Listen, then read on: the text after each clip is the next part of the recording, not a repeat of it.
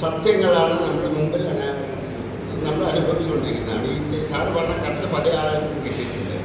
ഏതായാലും നിങ്ങൾ ഇപ്പോഴും ജീവിച്ചിരിപ്പുണ്ടോ എന്നാണ് അറിയിക്കുന്നത്. നല്ല കത്തെന്നുള്ള ഭാഗ്യം നിങ്ങൾ ഇപ്പോഴും അതിൽ ഉറച്ചു നിൽക്കുന്നുണ്ടോ എന്നാണ്. ഈ 8 വർഷവും 10 വർഷവുമായി അപേക്ഷകൾ പെൻഡിങ്ങായി കിടക്കുന്ന വിവരാവകാശ കമ്മീഷനിൽ നിന്ന് കത്ത് വരുന്നത് ഇങ്ങനെയാണ്. ഏതായാലും പെൻഷൻ വാങ്ങാൻ വേണ്ടിയിട്ട് മസ്റ്റർ ചെയ്യുന്നത് പോലെ നിങ്ങൾ ഇപ്പോഴും ജീവിച്ചിരിപ്പുണ്ടെങ്കിൽ അവിടെ മസ്റ്റർ ചെയ്തെന്ന് അറിയിക്കണം പറയാത്തത് നമ്മുടെ ഒരു ഭാഗ്യം എന്ന് വിചാരിച്ചാൽ ഇത്ര നിരുത്തരവാദപരമായി ഈ മേഖലയിലെ ഏറ്റവും വലിയ പ്രകാശമാനമായി നിൽക്കേണ്ടുന്ന ഒരു സംവിധാനം അധപ്പതിക്കുന്നുവെങ്കിൽ, അല്ലെങ്കിൽ അതിന് പല കാരണങ്ങളുണ്ട്, പോകട്ടെ, അങ്ങനെ എന്തെങ്കിൽ കണ്ണടച്ച് നോക്കി നിൽക്കേണ്ടവരല്ല നമ്മൾ. എൻ്റെ നിർദ്ദേശം ഈ സമ്മേളനത്തിലെ ഏറ്റവും വലിയ പ്രഖ്യാപനം, ഇത്തരം പ്രവർത്തനങ്ങൾക്കെതിരെ കമ്മീഷന്റെ മുമ്പിൽ ഞങ്ങൾ ഒരു പീപ്പിൾസ് ഓഡിറ്റ്, ജനങ്ങളുടെ ഹിതപരിശോധന നടത്തും കമ്മീഷന്റെ മുമ്പിൽ എന്ന് പറയണം. ഈ കമ്മീഷൻ ഉണ്ടാവാൻ വേണ്ടി ഏറ്റവും അധികം ക്ലേശം അനുഭവിച്ചാണ് ഈ RTI കേരള ഫെഡറേഷൻ. അതിലെ ഒരു ഇന്ത്യയിൽ ആദ്യമായി ഒരു കമ്മീഷൻ അംഗം രാഷ്ട്രീയ രംഗത്ത് നിന്ന് എവിടെയും ഒരു അനുഭവജ്ഞാനവും ഇല്ലാത്ത ഒരാളെ ഇറക്കുമതി ചെയ്യുമ്പോൾ അവിടെ പോരാട്ടം നടത്തിയ സംഘടനയായത്. ഒരുപക്ഷെ കുറെക്കാലമെങ്കിലും അത്തരം വാസനകളെ കുറെക്കാലമെങ്കിലും അടിവരയിടുന്നു, റെസിസ്റ്റ് ചെയ്യാൻ നമ്മുടെ ആ പോരാട്ടം കഴിയും. പക്ഷേ ഇപ്പം അത് മാറി. അതുകൊണ്ട് നമ്മുടെ ഇന്നത്തെ ഏറ്റവും ഗൗരവമായ പരിഗണന വരേണ്ടത് ഈ പിഴവുകൾക്കെതിരെ കണ്ണടയ്ക്കുകയില്ല, ഞങ്ങൾ ഇതിനെതിരെ പരസ്യമായി രംഗത്ത് വരുമെന്ന പ്രഖ്യാപനം നടത്തണമെന്നാണ് ഞാൻ പറയുന്നത്. അതുകൊണ്ട് നിങ്ങൾ നമ്മുടെ സമ്മേളനം ആലോചിക്കണം. വേറെ ഒരു കാര്യം കൂടി എനിക്ക് പറയാനുള്ളൂ. ഈ നിയമം വലിയ പ്രതിസന്ധികളെ ഒക്കെ നേരിടുന്ന കാര്യമൊക്കെ നമ്മൾ പറഞ്ഞു, അതങ്ങനെ തന്നെയാണ്.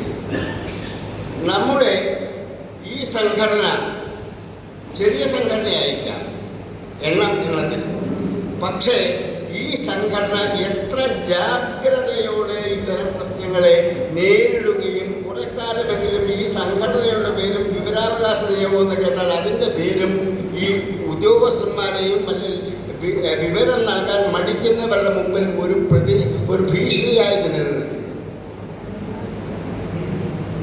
അതാ ഞാൻ കഴിഞ്ഞ തവണ ഞാൻ പറഞ്ഞ പത്തനംതിട്ട ജില്ലയിൽ നിരന്തരമായി അപേക്ഷകൾ നിരസിക്കപ്പെടുകയും ഇതിനെ മാനിക്കാതിരിക്കുകയും ചെയ്തപ്പോൾ കളക്ടറേറ്റ് ഉപരോധിക്കാൻ നമുക്ക് കഴിഞ്ഞു, ആളുകളുടെ എണ്ണമല്ല.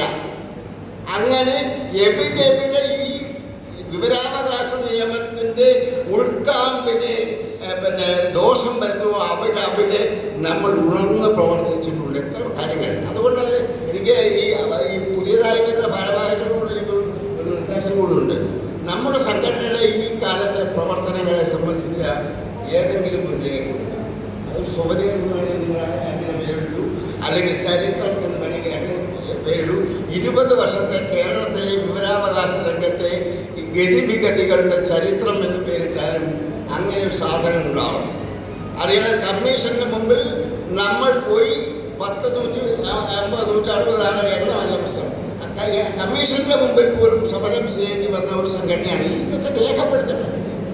ഞാനും ബിനുവും അല്ലെ അന്ന് ഇതിലൊക്കെ പങ്കാളികളായ ആളുകൾ മരിച്ചു പോകുമ്പോൾ തീരേണ്ടതല്ല ചരിത്രം. അത് വരുന്ന തലമുറയ്ക്കും ഇപ്പോൾ പ്രവർത്തിക്കുന്ന ആളുകൾക്കും വഴികാട്ടിയാവേണ്ടതാണ് അത്തരം പ്രവർത്തനങ്ങൾ. അതുകൊണ്ട് അതിനെ സംബന്ധിച്ച ഒരു രേഖ പരമാവധി വിവരങ്ങൾ ശേഖരിച്ച് ഒരു ഡോക്യുമെന്റ് ചെയ്യണം. ആ ഡോക്യുമെന്റ് ചെയ്യുന്നതിന് എന്ത് പേര് വേണമെങ്കിൽ നിങ്ങൾക്ക് കൊടുക്കാം, സുവനീർന്ന് വേണമെങ്കിൽ സുവനീർന്ന് കൊടുക്കാം, എന്തുമാവട്ടെ. അതാണ് എനിക്ക് അതേ സംബന്ധിച്ച് ഒരു നിർദ്ദേശമുള്ളത്. മറ്റൊരു കാര്യം എനിക്ക് പറയാനുള്ളത്, നമ്മുടെ സംഘടന പ്രവർത്തനം ഇത് വോട്ടിൻ്റെ അടിസ്ഥാനത്തിൽ 10,000 കണക്കിന് 1 ലക്ഷം ആളുകളെ ഒന്നും ഉണ്ടാവേണ്ട കാര്യമില്ല ഇത്തരം സംഘടന.